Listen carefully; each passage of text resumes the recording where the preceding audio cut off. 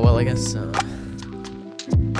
this is it, guys. Here we are in episode 41. Yes, sir. 41? 41 of Quarter Congratulations Twins. on 40 episodes last week. Quarter Twins. Yeah. Great job. We completely forgot. This is episode 41. I was trying to come up with a story or something to just kick us into this new episode. Oh, yeah. It says here in the document, funny bit. I was really excited for whatever this is. I thought that by the time we were recording, I would have a funny bit ironed out. But I don't really. I was reminded this morning with my two coworkers at 7 a.m. in the morning. We were talking about how Star Wars is bad sometimes, and it's also good sometimes. And this one of my coworkers was like talking about how he hates The Mandalorian, he hated Book of Boba Fett, he hated Obi-Wan Kenobi, he hates all the Disney movies, and he's done with Star Wars. And I was like, dude, but have you seen Andor though? Have you seen it? And he was like, no, I will never. And I was like, I hear you, but listen, you should definitely just like, I know what you're feeling right now. You should watch it anyway. I promise that it's really good. In fact, it's probably the best thing you'll ever see. And he didn't seem convinced. Oh, no. So we'll see if that ever pans out. You should tell him to watch all of our episodes where we talk about it, including the episode where that's all we talked about. I feel like it's my personal obligation to, promote Andor and make sure everybody sees it. As we did for many weeks. Right. As well as Rian Johnson's magnum opus, The Last Jedi. We all agreed, the three of us that were there, that The Last Jedi is the best of the Disney trilogy. So that made me happy. I was like, okay, we can at least align ourselves that that's the best one. The best of the worst, according to them. Yeah. But yes, this is called Quarter Twins Weekly Review, everybody. Welcome to today's episode. This is a show with only one question. Watch anything good lately? Bang. I think I completely forgot to say that last week. I think you may have covered for me, but I definitely did a terrible intro last week, so that's exciting. Oh, well, you were sick and you were like, Oh. That's right. Yeah, you were coughing a bit. I'm still not fully recovered. Oh, no. Might say. Sorry, dude. Dare I say. Yeah, this is a show where we talk about whatever and everything. So whatever we've been watching or whatever. Yep. And the occasional funny bit, as it were. Dude, and this is just me personally. That was a great funny bit we started the show with.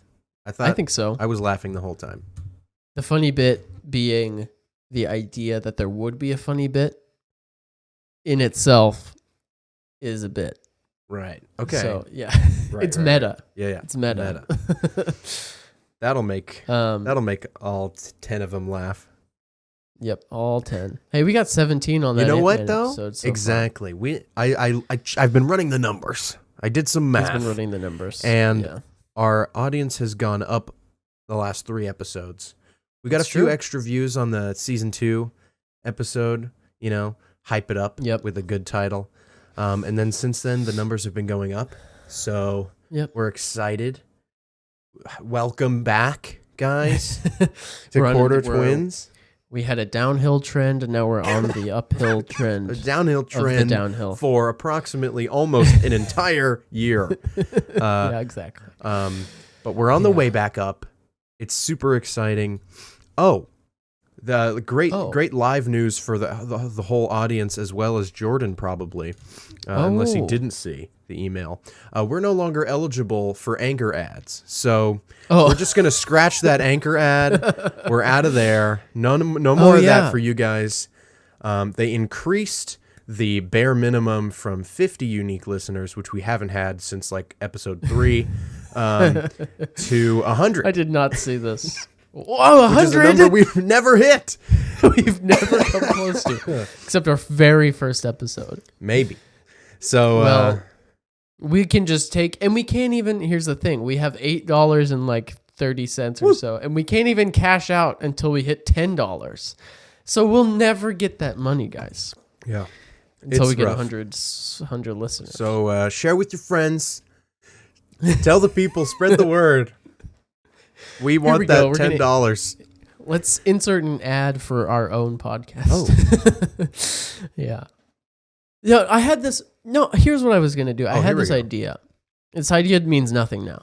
But I had this idea to just like in the middle of our conversation to be like, hey, Joshua, have you ever thought about starting a podcast? And you would just have your own unsolicited reactions. Uh-huh. And then I would put that funny bit into the new ad, and that would be an ad for a while. It would just be me going, Oh. well, Anchor would be a great fit for you, and you'd be like, what is this bit you're doing? But I can't even do that anymore. Yeah. I mean, I could. We're out. So Yeah. shout out to Anchor for ruining the dreams of every podcaster that doesn't have any fans. But that's okay. We're still going to do it. We're still Because good. let's be honest, we weren't making money anyway. And now you guys don't have to listen to an ad. Yeah. So Yeah, that's good. it's a win-win, huh? It's How a about that? win-win-win. And if we were actually making money, there'd probably be 2 ads. Yeah, that's right. We would have as Double. many ads as we could. Yeah. Yeah. So, capitalism. Yeah, gotta love it. Jordan, you watch anything? Did you watch anything this week? I watched one thing. Nice. I'm halfway through another thing. Oh, Which you'll all find out next week what it I'm is. so excited. I had a bunch of free time early in the week where I read some comic books, which I'll get to. But my neighbor invited me over to his house to watch a movie, one of his favorite movies, which we used to do that thing where we would invite people on the show Uh-huh. to talk about their favorite movies. It's been a while. It's been a while. We could do that, but instead I'm just going to talk about his favorite movie. One of his favorite movies is a movie called 3:10 to Yuma. Uh-huh. I didn't know what this was. Is that like a because train? Yeah. Which was I didn't even know that until in the movie. I was like, oh, the 3:10 to Yuma. Right. Makes sense. Sounds as good. in the train. Yeah, so 3:10 to Yuma is well, I should say there's an original movie which I'm going to look up when that was because I'm going to say if 60 something. I'm going to say 58. What's he gonna say? Nope, 2007. That's Oh. the one I'm talking about. Okay. 63. My computer is having trouble functioning. We'll cut this out. We're gonna cut this out, guys. Hold on. The original 3:10 to Yuma, guys. just herein. What's that? What did I mean to say? Herein. Therein. Herein. Therefore. What am I trying to say? This just in. Forthwith. That's what I was trying to get to. 3:10 to Yuma was, I already forgot, 1957. That's Is that what you accurate. said? That's what I Googled. The original was from 1957. Western film. There's a remake from 2007 starring Christian Bale, Nah. Russell Crowe, Alan Tudyk, other people. I think those are the only big current names. I could be missing somebody. But so the story goes, guys. Christian Bale, it's the Wild West, guys. Christian Bale is down on his luck. He's a cattle rancher. He's got 2 sons and a wife. And, well, you see, Christian Bale, he's down on his luck in the Wild West because he's in debt to the local government because he took out some loans or something, and they're like, you never paid back your loan, so we're going to burn down your barn and kill your children, and that sort of thing. Yeah. Unless you pay us back our money. And so Christian Bale is like, I got to figure out how to get some of this money. And what do you know it? While this is happening, there's a criminal guy. His name is Ben Wade, played by Russell Crowe, shiny young Russell Crowe back in 2007. Wow. Full of youth. He's looking great. He's wearing a black cowboy outfit with a fancy hat. And he's like the most wanted man in the West or whatever. Priority numero uno. He's most wanted. There's a big reward out for his capture, and so it's just Christian enough money. Bale. Yes, it will be.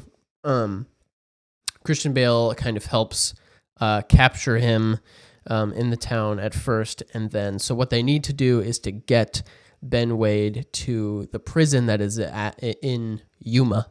So what they have to do is, and Yuma is far away.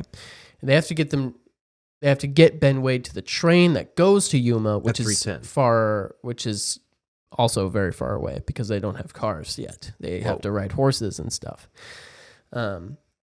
So here's the movie. They didn't have cars in 2007? Christian Bale. They had cars in 2007, but not in 1957. Not in 1957. Okay. So they put together like a gang, like a posse, as they would say, yes. Of guys to basically take Russell Crowe, Ben Wade, to the 310 train. But Ben Wade, he's got his own posse, and they're like the most hardcore cowboys you've ever seen, and they won't hesitate to kill you. So Christian Bale and his posse are like trying to get Ben Wade to the train while they're being chased by Ben Wade's guys. And Christian Bale is in it because if he helps get Ben Wade to the train, he will get some of the reward, which will help get his family back on their feet and all that.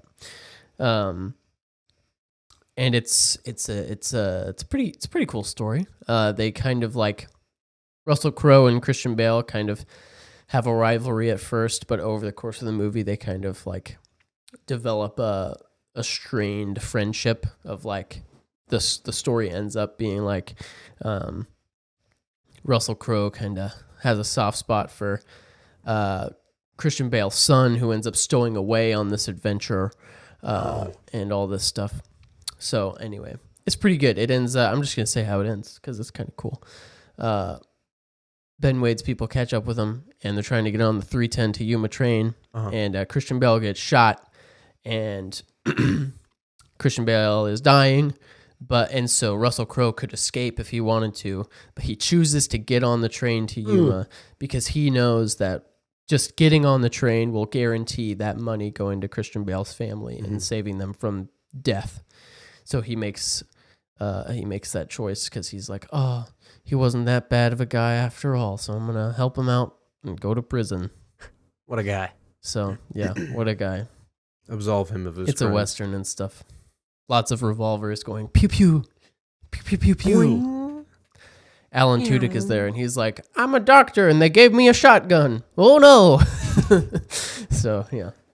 Wow. It's pretty good, I guess. Perfect transition. I also watched a movie with Alan Tudyk in it. He's all over the place, Alan Tudyk. He was in a movie called 42, which is a Jackie Robinson film. Jackie Robinson one? Chadwick Boseman stars. It's very good. Alan Tudyk is very bad. Oh, not oh. Not his performance. His character. Yes, his character. Yeah. He plays a manager of the Philadelphia Phillies, and he plays a very racist man. Yeah. And he says a word many, many, many times. And it hurt my soul because I like Alan Tudyk, and I didn't like seeing him say that word. Yeah, over and over again. Yeah. But the movie is really good. Chadwick Boseman is great. Chadwick Boseman performs his heart out. It's and I grew up with baseball. It's America's pastime, so it makes me feel things. Even though I don't watch much baseball these days, still care a lot about it in general. Harrison Ford is Ranch Ricky, I think is his name. Harrison Ford's in that movie? Yes, sir. Oh, he gives a very good performance as well. He talks like this. It's a very... Classic. Yeah. What does he say? He has a line where he's like, do you think God loves baseball, Ken? And then this other guy's like, I don't know anything about God, or, whatever. Yeah. And he brings up the point where he's like, well, at the end, when you go to heaven or hell and God asks you why you didn't play against Brooklyn, and I don't think that's going to be a sufficient answer, you know, as he says, his answer is because Jackie Robinson is on the team. He's not going to play against them. Yeah. So it's just awesome. He gives a really good performance. I like it a lot. I saw this when it came out in 2013, so I was a young boy. And I don't think I've seen it since, but I liked it when I saw it. Yeah, just kind of, I thought, let's watch Chadwick Boseman join. And so I went for that one. I thought it was really good. And then I didn't watch that one where he's like a police officer and there's bridges, and he's like, we got to shut down all the bridges. I think I saw that as I was scrolling through one of the streaming services, and I thought, no. Yeah. Haven't seen it. But maybe I will. Who knows? And it kind of led me to watch another movie I've thought about watching a lot recently, Coach Carter. Okay. Which is a basketball movie from 2005. It is very 2005. Yes. Do you remember, or have you ever heard of Echo Unlimited? No. No, okay. Echo Unlimited is a clothing brand that apparently still exists today. But it was popular. It's like the circle logo with a rhino on the inside. Everything they sell is ugly. Sure. And their shoes were like, you remember Rescue Heroes? Everybody's shoes were ginormous. Yes. Kind of like that. Giant, huge shoes, blocking shoes. They were ridiculous. Interesting. But they were very popular in the early 2000s. So watching this movie and looking at all the people with Echo Unlimited on, I was like, wow, that's crazy. But it's about bring back Rescue Heroes. Is that still a thing? Sure. I don't know about today, actually, but Rescue Heroes are dope. Rescue Heroes, you know? You can watch it on Tubi. Tubi? Rescue Heroes? Billy Blazes. Yes. Wendy Waters. Jake Justice. Jake Justice. Rocky Canyon. Heck yeah. Wow. That's That is awesome. so nostalgic. Anyway, go on. Yeah, so Coach Carter, I think his first name is Ken, played by Samuel L. Jackson. He comes in to coach Richmond High School's basketball team of misfits.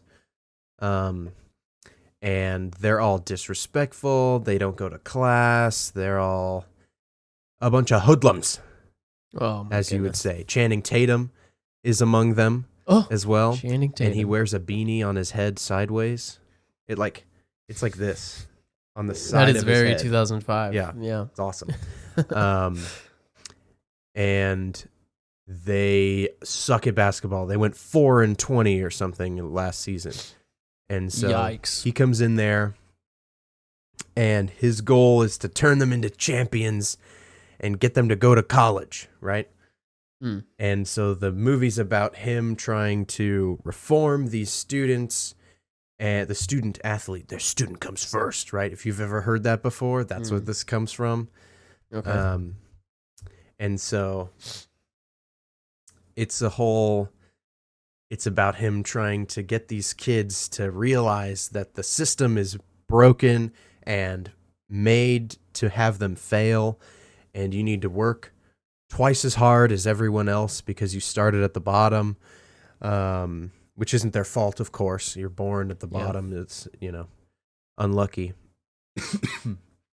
And they're playing basketball, and basketball's everything to them, and it's everything to the city. And at one point, they all sign these contracts at the beginning of the season to keep a certain GPA and attend all their classes and blah, blah, blah. And they're not meeting these expectations despite going undefeated in the regular season. And he's like, we didn't complete our goal. You guys aren't meeting the GPA requirements. So he puts a lock on the school gym, and it was like, no more basketball until you guys get your act together in class. Get your grades up. Right? Hit those books. Hit the books. Olin Rogers, yes. That's an Olin Rogers reference, everybody. Thank you. Yeah. Hitting those books. Keep hitting those books. Classic, yes. Classic. Yeah. and the whole town and like national television and everybody's like, unlock the gym, you psychopath, this is ridiculous.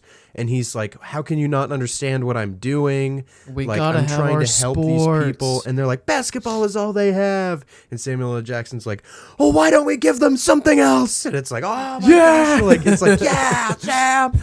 And then they meet their goals and they become students again and they play basketball again. Is there a montage where they all get Fs at first, then they all end with A pluses? More or less, yeah. It kind of goes like that. Yeah. But Channing Tatum with his sideways beanie, just like there's a part where he's taking a math There's like test. a little montage, right, where they're starting to study, and Channing looks over at the teacher and he's like, "I don't get this, man." And the teacher's like, look at this.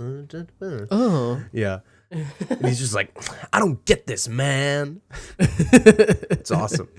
This math is too much, man. Right. I'd rather play basketball, man. Basketball's my life, man. I bleed Ball is life. basketball. I Ball bleed is basketball. He says that, yeah.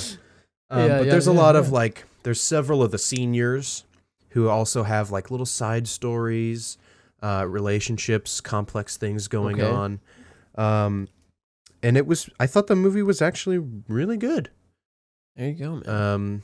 I don't think the performances were that good, and the camera they used was probably worth about $10, but the movie was good. Wow, that poster, the poster is a little rough. With the long exposure? Yes. Yeah, it's bad. Wow. There's a couple shots where I was like, wow, if this camera was good, that would be a really pretty shot.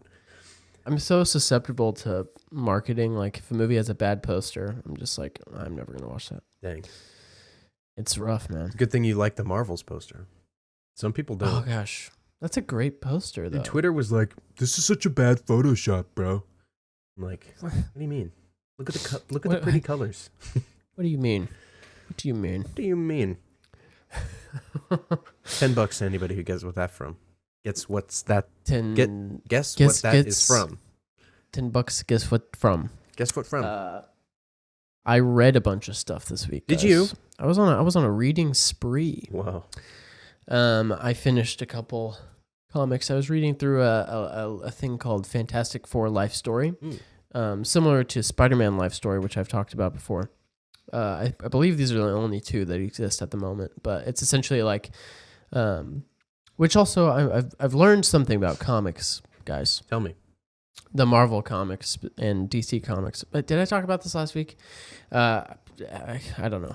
I don't think so. Anyway, so Marvel comics. We've talked about how it's so hard to start anything in Marvel comics. Mm-hmm. It's because Marvel prides itself on having one continuous storyline from 1940 something when the first issue of something started till now. Like, technically, it's all one thing. Like, you can start with the first Spider-Man comic and follow it all the way till now. Wow. You have to follow through the various like multiverses and different Earths and that sort of thing. But technically, everything is canon and everything runs together in a certain way. So there's not like easy starting points for things. Other because than the you'll literal have to first like one. Yes. Interesting. Because you pick up Ultimate Spider-Man #1, but everything in Spider-Man issues 1 to 20 or to 280 have already happened and are important. So it's hard to even like you can start things, but it's just not as accessible, right? Because everything's just kind of whatever. But DC Comics has a lot of like start and stop points with the entire universe. Like they had a first wave of things, and then Flashpoint was essentially an event where everything just stopped and restarted, and so you could join in there, you can join in somewhere else, and it's a lot easier to do. But with Fantastic Four Life Story and with Spider-Man Life Story, what it does is it essentially just like compacts each decade of stories into single issues. So it'll be like it'll be like a 30-page issue covering everything that happens in the 50s and then 60s, 70s, 80s, and thousands. And so it's just like everything contained in one graphic novel length. You don't get all the in-depth character development and all that, but you can at least like know the get major bullet plot points. Yeah, it's kind of helpful because then you can know what happens, and you can kind of then find a starting point in one of those decades and to get more of the nitty-gritty. So it was pretty good. I've never really been into the Fantastic Four very much, but I thought this story was kind of cool. Silver Surfer is supposed to be actually a cool villain, right? Unlike in the movie. Yeah, it is. It is cool because he the 50s, 60s, and 70s. So in the comics, when the Fantastic Four, before they're fantastic and they're just normal guys, right. They go off into space, and Galactus is there, right. and they get like they call it something scientific like galactic power bomb rays or something that turn them into superheroes. Galactic power bomb rays? Yeah, something like that. It's crazy, dude. And Reed Richards for years has like visions of Galactus, and so there's like decades of setup of like Reed kind of has visions more often as the years go on about like Galactus is coming to Earth to destroy everything. Galactus is the World Eater, right? Yes. Yeah. Right. And the Silver Surfer is the Herald of Galactus. Oh no! So what the Silver Surfer does is he runs around on a surfboard. I guess you would say he surfs around. Huh.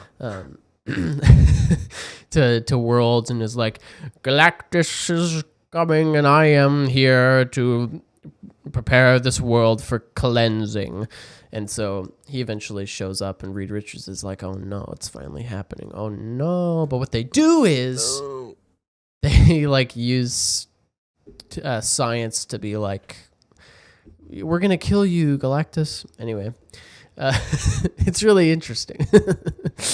Yeah. Right on. But I read a Batman comic that I didn't like very much. Oh no. The thing about Batman comics is that they're all really dark and depressing.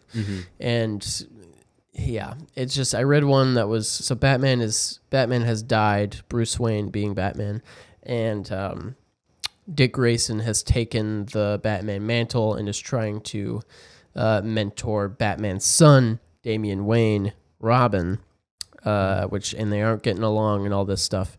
And there's this guy named Pig. Sure. And Pig's deal is he kidnaps girls and takes their faces and puts them on other people, and it's really gross. And I did not like it. It's just really gross, and I don't like it. They stop him and whatever, but I was like, I didn't like that. It makes me uncomfortable. Yeah, so Batman comics are kind of hard to get into because I don't know. And I'm really like, if it's not an art style that I vibe with, I'm just like, That is tough sometimes. I've started a couple manga before, and the characters just look so wonky, and I'm like, Or I've watched the show, and the characters look great in the show, and then I read the manga, and it started in like 2001, and the artist is like good by the end, but at the beginning there's like half as many lines. The characters just look bad. And it makes it a lot harder to read because it's a picture book and the pictures aren't cool to look at. Yeah, the pictures are important. But my favorite graphic novel that I've read to date is a book called Superman Birthright. I have it here for visual aid. Oh, good. So you can all look see at him go. Superman Birthright from the library. It's really good. It's contained in this book. Everything you need is right here. And it's kind of a retelling of Superman's origin. I was like, you know what? I'm going to get into Superman. Like, I want to see, I've never read Superman comics. I've never really been into any of the movies that much. Doesn't even like Man of Steel. mean, I like Man of Steel, but I'm just like, is that an accurate representation of the character? I don't know. So I'm going to find out. Turns out it's not. Oh, no. Man of Steel is definitely not the comic accurate representation of that character. Does Kevin Costner die in a tornado for no reason? No, actually, what I liked about this is Clark. I'm blanking on his name. His dad doesn't even die in this book. Shut up. Yet at the events of these, what is his name? Mr. Kent. Mr. Kent. Thomas and Martha Wayne. Something Martha Kent. Anyway, I really liked this book because it's not like you see the beginning of Krypton exploding and his parents sending him off, and then you kind of jump to when he's like probably 25, 26, 27, and he's graduated college and he's a reporter, and the first couple issues he's in Africa building relationships and interviewing basically somebody who's leading a civil rights group essentially. So you kind of see Clark as a reporter and not Superman for a while, which is really cool. Like, it makes the character more interesting. Right. Like he actually does things other than just Superman stuff.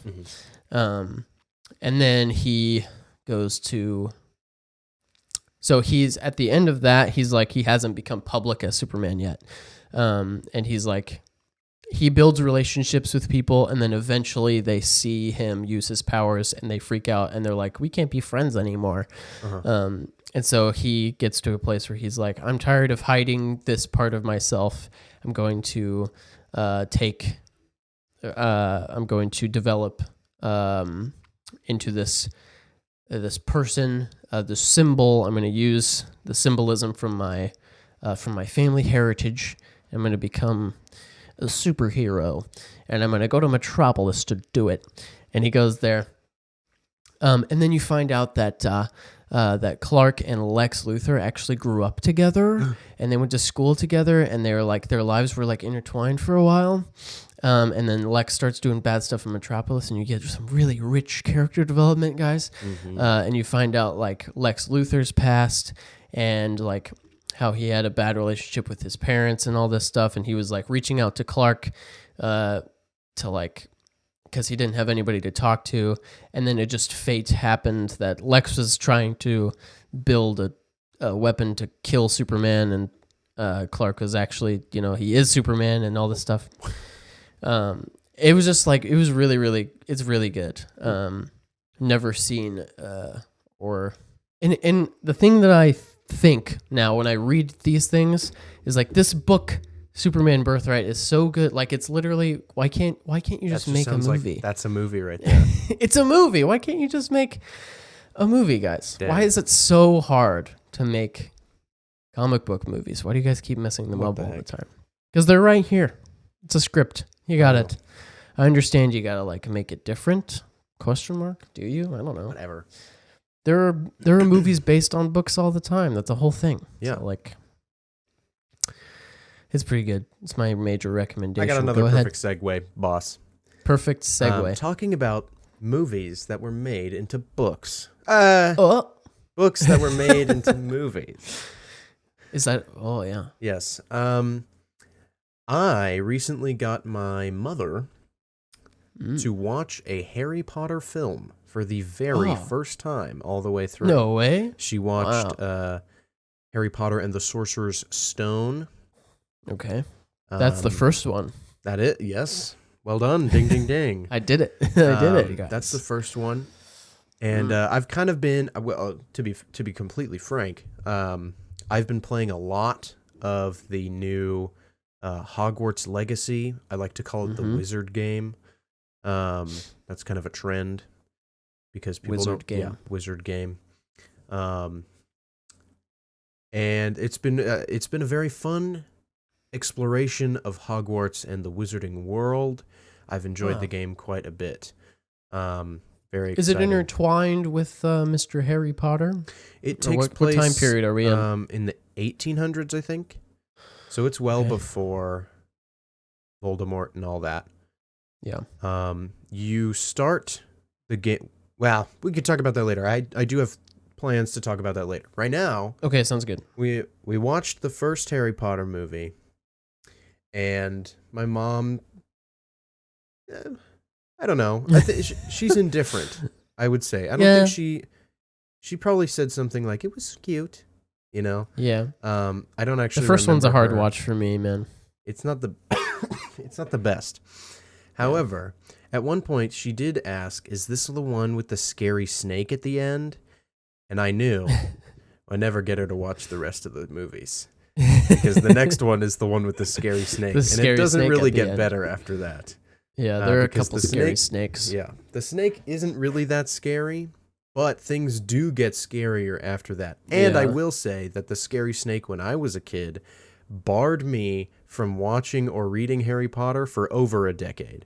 So yeah. Anyway, it's a pretty spooky snake. Yeah. Too bad I always fall asleep before that part. Ooh, snap.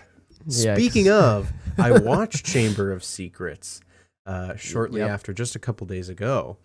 Point number 1, it's 2 hours and 45 minutes long. It's too long. Good grief. Okay? It's too long, guys. That's too long.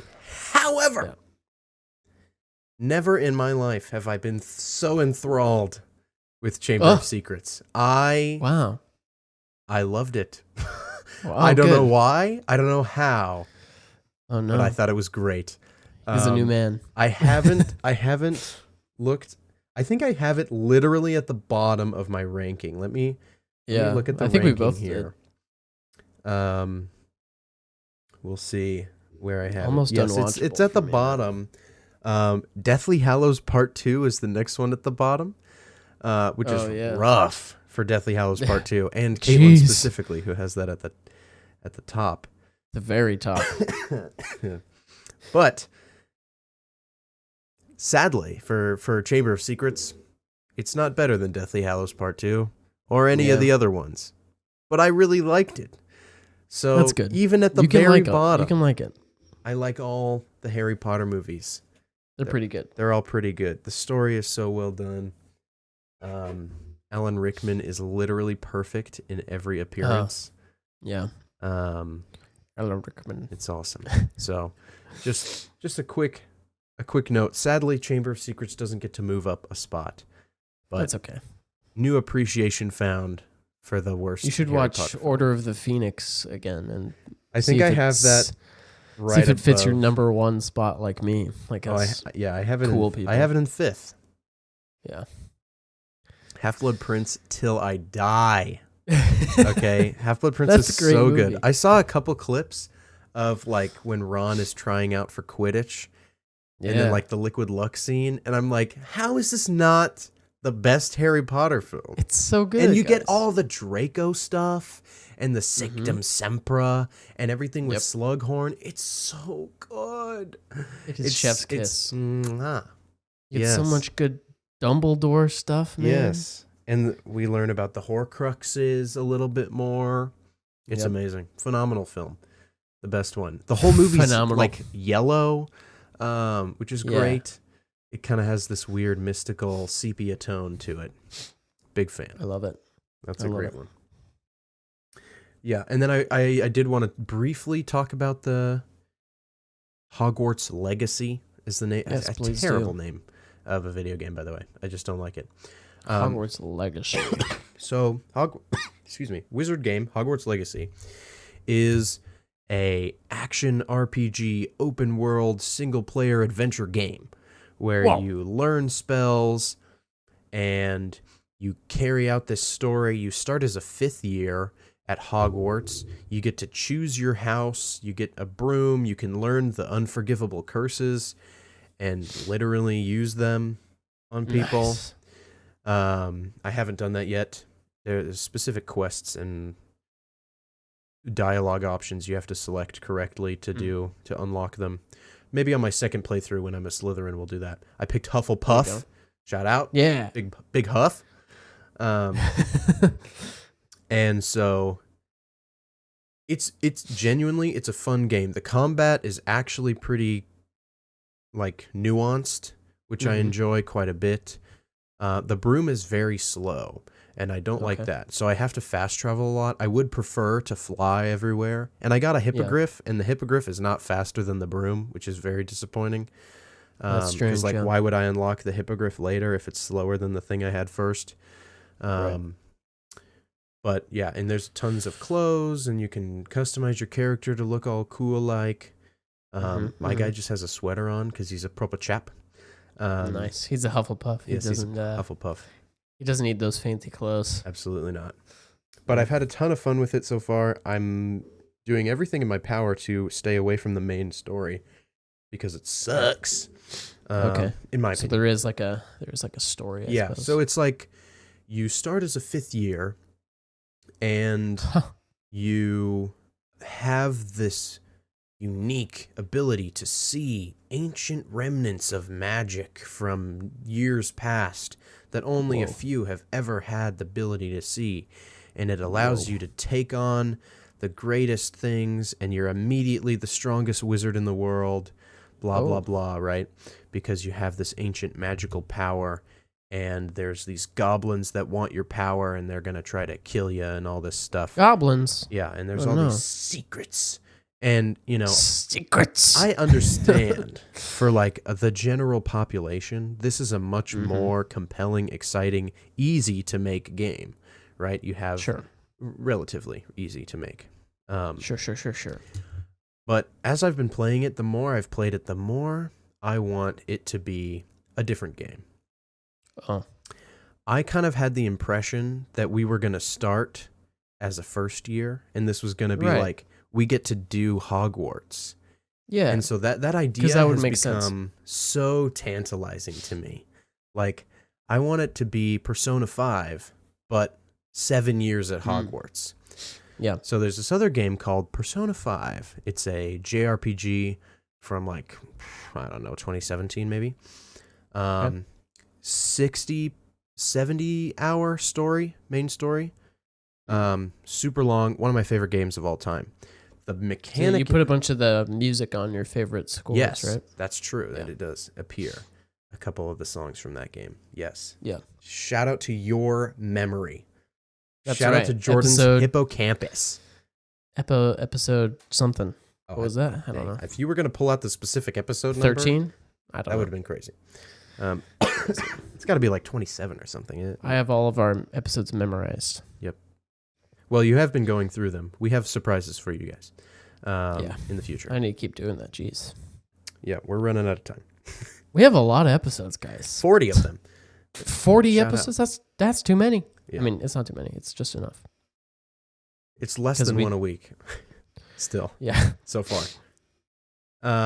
Fortunately. Yeah, so in the game Persona 5, there is like this time mechanic where you have a certain number of activities that you can do in a day, and you have a deadline, say the 25th of October, and it is September 5th. You have to achieve the main story is like changing the hearts of bad people. So your characters can like go into their soul and like fight their inner demons and change their hearts and make them reform and stuff like that. It's fun. It's fine. Whatever. But the reason I love it so much is because you have this literal calendar, and you are just a high school student, and you have to go to class and study and have a social life and like build relationships with your friends, but also find time to fight demons and learn skills and do all this other stuff. And you have to actually manage your time up to the point where you can traverse this guy's soul. And you can go in multiple times and like make short progress over time and do other activities and stuff. It's so much fun. And I think literally steal that mechanic Put it in Hogwarts. Give me a 1,000-hour game where you have to sit in lectures and literally learn how to make potions and stuff. Yeah. For 7 years at Hogwarts. No main story. No interesting thing is happening. I'm just literally go to school. Literally going to school for 7 years. Just going to school. That's what I want. So that would be pretty sick. And it would be the funnest game ever. Yeah. You know? Funnest game ever. So that's what I want. Wizard game. School. Yeah. Just actually school. Like, I'm going to sit and watch this guy lecture. Yeah. It's the most. People would do that. It's the most boring game of all time. But it's also interesting also the best. Because you're learning how to be a wizard. Yeah. Be an actual wizard. So, do you want to talk about The Last of Us? Yes, please. It's great. I mean, imagine if we showed up this week and we were like, guys, this show sucks. They finally lost me. On this episode? No way. Yeah, this was the best episode so far. So what happens in this episode, guys, is what happens? Oh yeah, they go to this Jackson. They meet this couple in a cabin and they're like, hey, Joel's like, where the heck am I? Point to where we are on this map. You better not lie. And you better not lie. And he tells them where they are, and they're like, you need to be going this way, but to go that way, you got to cross this river, and everybody who goes that way dies, and it's really dangerous for some reason. And Joel and Ellie are like, well, we got to go, so I guess we're going anyway. So they go, and then there's these people, which, lo and behold, is where Tommy is, guys. Tommy's there. What? Spoiler alert, I guess. It's been almost a week. Surely you guys have watched this, right? It will be a week, but over a week, yeah. Over a week. Tommy's there, and he has a wife, and his wife's pregnant, and they've built this town, which was giving me, for me, it was giving me Quiet Place 2 vibes. Because I've seen that and I haven't played the game, so I didn't know this concept was in here, where it's like a society of people who have kind of built a new way of living around the apocalypse that has happened. And so in A Quiet Place 2, the monsters show up in this utopian town and destroy everything. So in the back of my mind, it was like, is that what's going to happen here? But no, actually, everybody's just chill, and it's just really nice there. Mm-hmm. It's just really nice there. And Joel and Tommy have a conversation where they're like, you suck. I love you. You're my brother, but you suck. Joel tells Tommy that Ellie is immune and is like, listen, Tommy, you got to take her the rest of the way because I'm old and I'm deaf and I'm losing my mind and I can't do this. And Tommy's like, okay. But Ellie's not having any of it. She's like, screw you, man. I don't want to go with you. I want to go with my daddy, Joel. Right. And yeah, so they have a nice moment where she's like, sorry about your daughter and all that. And he's like, shut up. You're on mighty thin ice now. Yeah. Overall, just like, it's an episode of amazing performances and really heartfelt stuff. And I just thought it was amazing. No really, zombie really, attacks. Really it's just vibing and characters talking and being really good actors. In a beautiful socialist commune. And then they go to this, Joel and Ellie leave together and they find what should be where the Firefly people are at. I think they're at where they're gonna see something like that. Yeah, a university. Where supposedly they're gonna, test Ellie's blood and turn it into a vaccine or whatever. But they're all gone. Monkeys are there, and these 3 people are there, and one of them stabs Joel, and he dies. That's how it ends. Like he's dead. Right the show's over. Yep. This was actually the finale. Was over. Yeah. So I don't know what happens next. I'm assuming he's not dead. I assume he's probably gonna die, but I don't think this is what gets him because the episode ended with a cliffhanger. So. I assume the next episode isn't going to open up and he's just dead. So she's just still there. It's a whole episode of her crying over his dead body. Yeah, crying over a dead man. Mm-hmm. So how was the how much of this? There's like a what is it 6 month time jump? Talk about there's a how bit of a the time game jump. relates to this. Yeah. Yeah. Well, I can tell you that the scene where, and this is the big acting moment for Bella and Pedro Pascal. This is one of the big moments, right? Okay. Obviously, Pedro Pascal gets his big moment in episode 1 when his spoiler alert, his daughter dies. Gets shot. Sarah dies. Yep, that's big moment number 1. But Bella comes in to replace her, metaphorically. Yep. And Pedro has 2 big performances here, where he retells the audience about his main character arc. And then they have this big moment where they confront each other, and Ellie's talking about how everyone who she's ever loved has either died or abandoned her. Everyone except for you. And it's this big moment. It's emotional. It's powerful. It's prescient. Vocab word. Okay. And it's exactly the same as the video game, like shot for shot, word for word, except for you're treading on mighty thin ice. He doesn't say that in the show, but he says that in the game. It's beautiful. I was worried about this moment because the performances in the game are truly top tier. And there's, I mean, literally at this point, a decade of like hyping this moment up in the game and in the show, if it was ever to come. So now that it's here, but I think it was done very well. The performances are phenomenal through and through. Convinced me. It's beautiful. And I think at this point, more people are watching the show that have ever played the game. So, because the show is popular and more people are watching every week, very well, which is very exciting. So, because it's a really, I mean, it's well made in every aspect. Yeah. And it's just really good TV. So people are into it. Yeah. And I'll be honest, I do not remember the heart attack stuff. I'm not sure what's going on with Joel and his heart attack stuff. I think he's just having panic attacks. Maybe, yeah. That's what it seemed like to me. But it's spawned a great meme. So the memes were flying after that episode, and they're all pretty good. So it seems like he was having just I think just panic attacks. Maybe just anxiety, trauma. Yeah. Well, anxiety. he's gone through some trauma. He sure has, and probably hasn't dealt with any of it. So Yeah. Oh, that takes for sure. a toll. Right. Yeah. So I think we can safely say that this will probably be the best thing we see in 2023.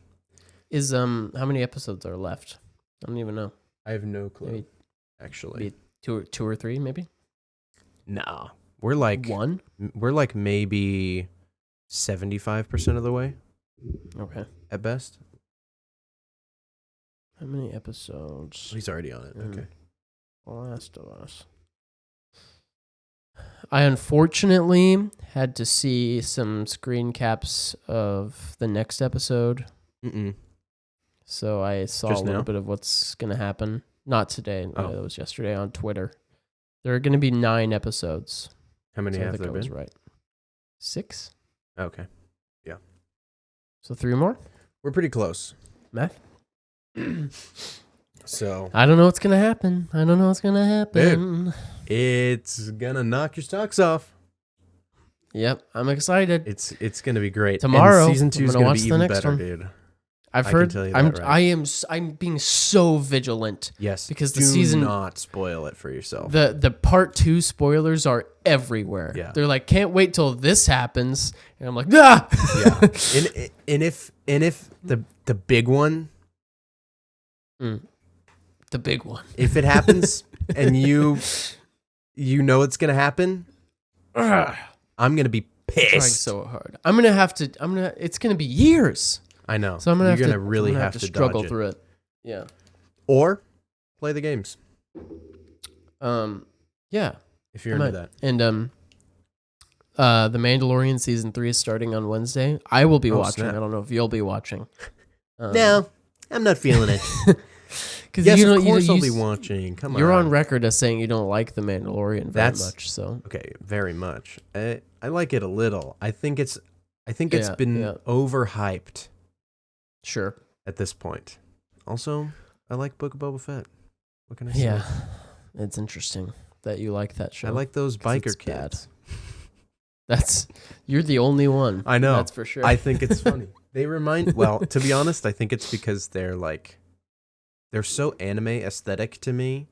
Like old anime aesthetic. And it was like, oh, that's cool. And I don't care about what they do or say. They just look cool. Yeah. They're not good characters in any way, shape, or form. Sure. I don't even remember. I blocked it out. Yeah. All I remember are the banger Mandalorian episodes in that show. Those are good. They're so good. The first one that opens up and there's like a Star Wars meat packing plant or whatever, and he walks in with the Darksaber, and he's just like slaughtering these dog-faced men. Like, wow. You loved that. So good. Just our main character slaughtering people. Yeah, it's dope. Darksaber's cool. It is cool. I like big bang zwing zwam stuff, Big bang zwing zwam. That's the sound lightsabers make. Zwing zwam. Bing bang zwing zwam. Wow. Yeah. That's the title what of else our episode. We got anything else to talk about? Is that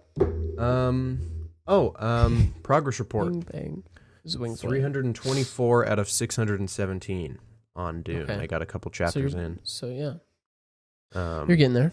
Still have not heard tell of Zendaya's character. Oh wow!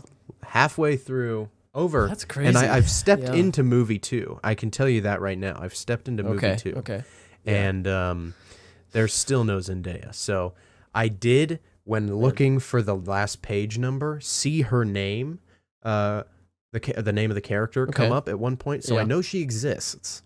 But I have not heard her. There's absolutely zero visions. Paul has no visions. That's wild. I assumed they were all in there. Yeah. So he has that awakening, and then he has that moment in the tent where he's like, "What did you make me?" All that is happening, but it's more like Daredevil, where he can see the micro changes in pressure in the air and temperature, and can hear for miles and stuff like that. Sure. Or he can do critical thinking in milliseconds, kind of stuff. But yeah, I like it a lot. We've moved past setup, I would say, and now things are happening, which is exciting because it's much easier to read when things are happening. So yeah, that's for sure when things are actually happening. That's exciting for me. Characters I thought were dead are not. Oh, good. So that's fun. Some characters I thought were alive are not. Oh, all that too. Because I remember the first movie, Josh Brolin's character just disappears. Like there's nothing. Mm-hmm. Gurney Halleck? What happens to Gurney, I don't know. But I kept expecting him to come back, and he never does in the movie. So also, maybe he's dead. Maybe he's alive. Who knows? I think when I originally gave my little short review of the movie, I had incorrect knowledge and said they changed some stuff. The traitor is not the same. The traitor is the same. I don't know. I don't know where I got that idea that the other guy was the traitor.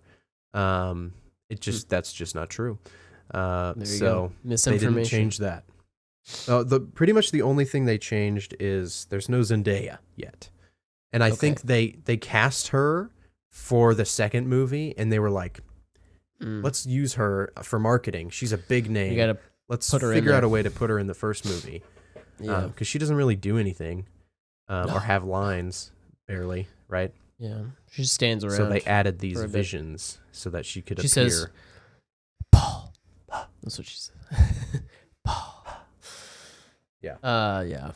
It's a good movie, though. It's a good looking movie. Best movie I've seen for the first time this year. There you go. Of which there's been, I think, 11 now. March is a pretty big month for movies for me. We got that 65 movie, the Adam Driver fights dinosaurs. Are we gonna watch that? I'm hyped for that. That movie looks so dumb. I'm excited. I know, I cannot wait. The fact, if it wasn't Adam Driver, I would be like, okay. But the fact that he was like, yes, I'm going to devote my pretentious little Hollywood actor time to this. Yeah. There's got to be something in there.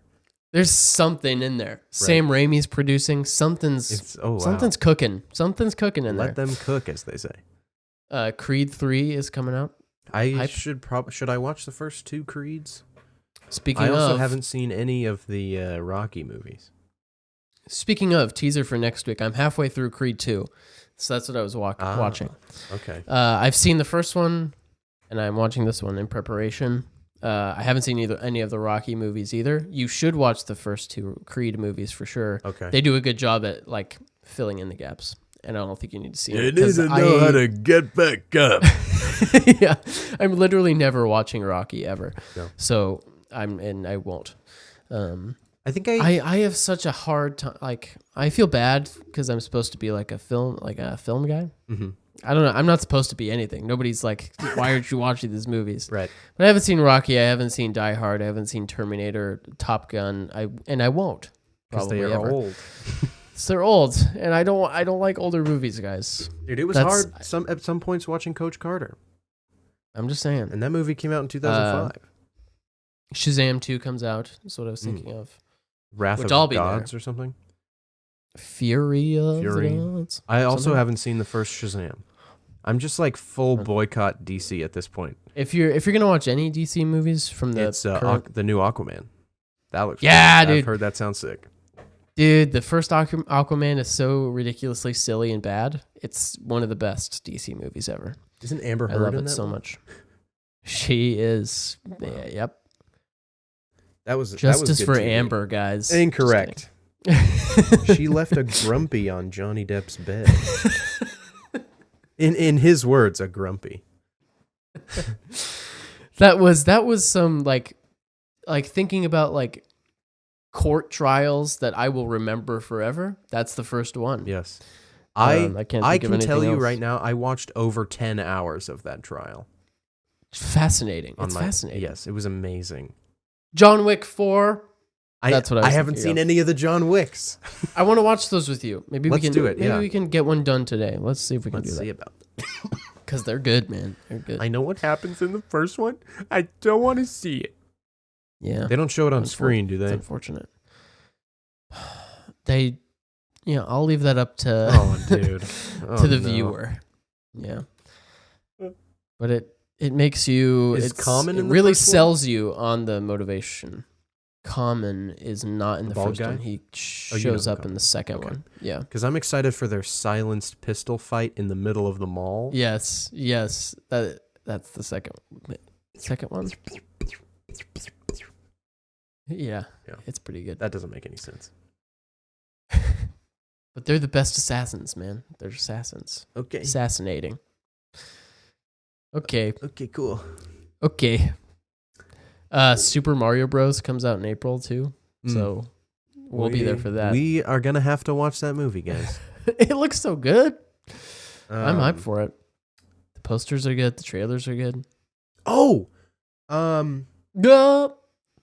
I was playing a video game yesterday with Noah, my friend of the podcast. Nice. Friend of the show. Avid listener.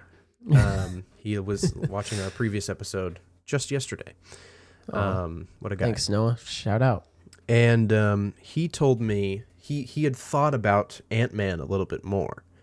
Okay. And he had an idea, sort of a fan theory-esque kind of what he wished had happened instead.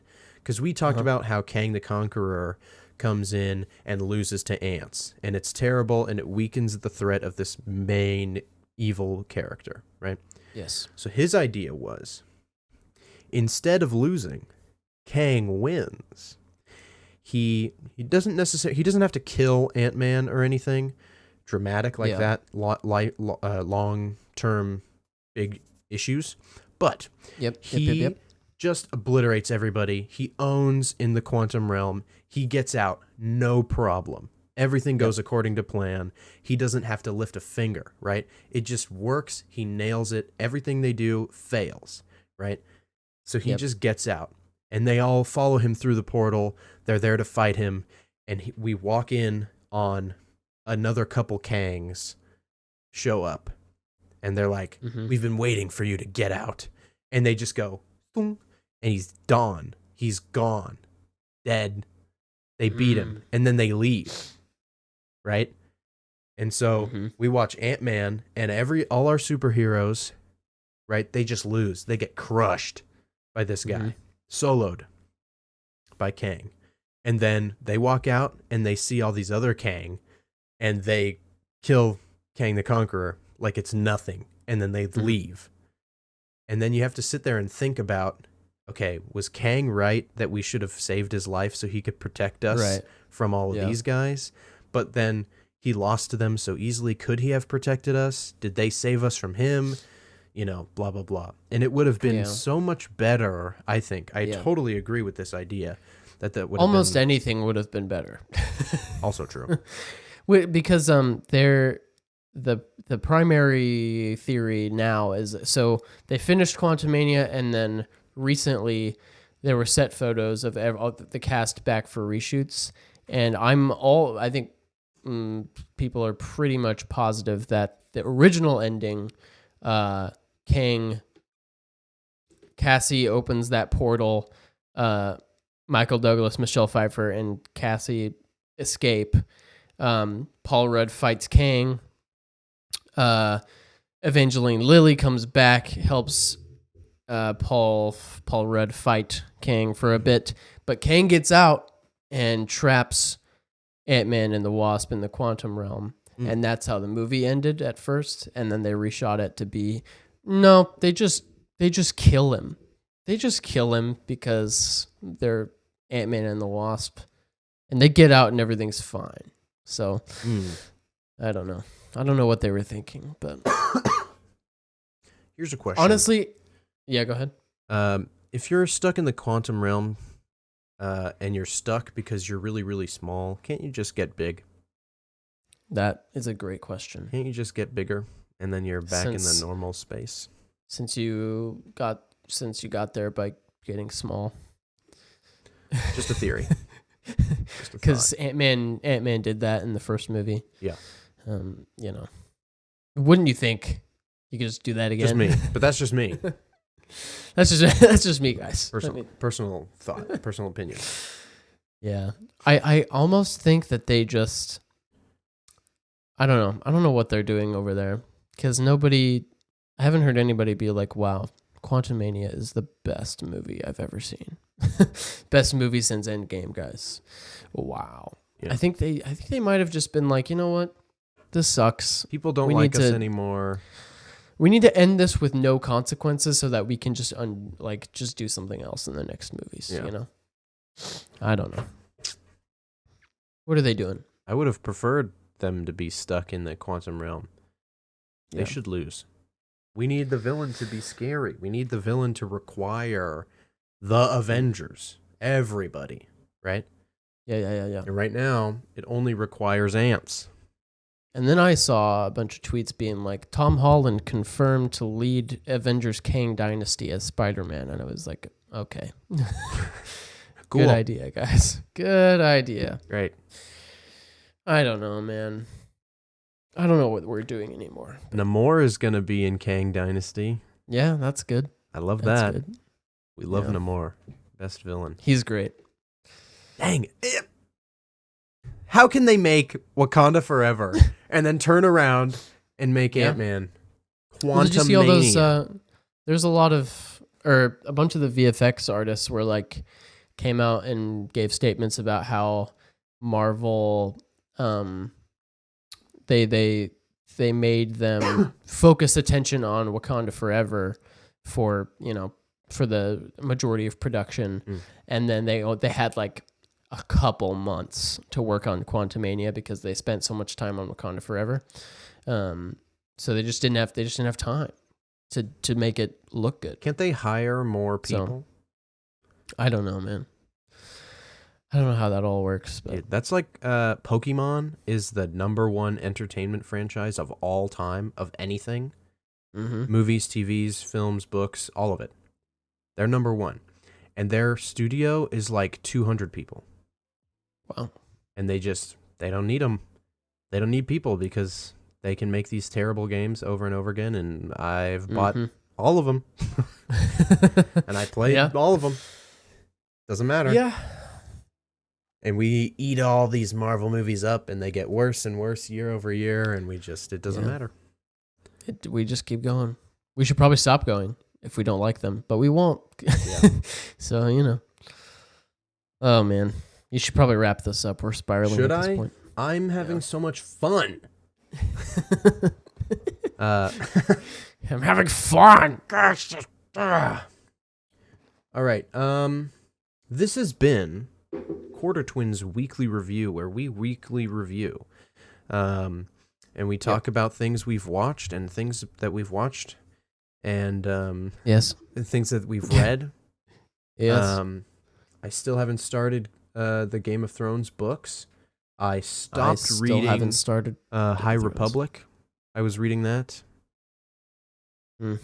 Don't care about that. Didn't grip me.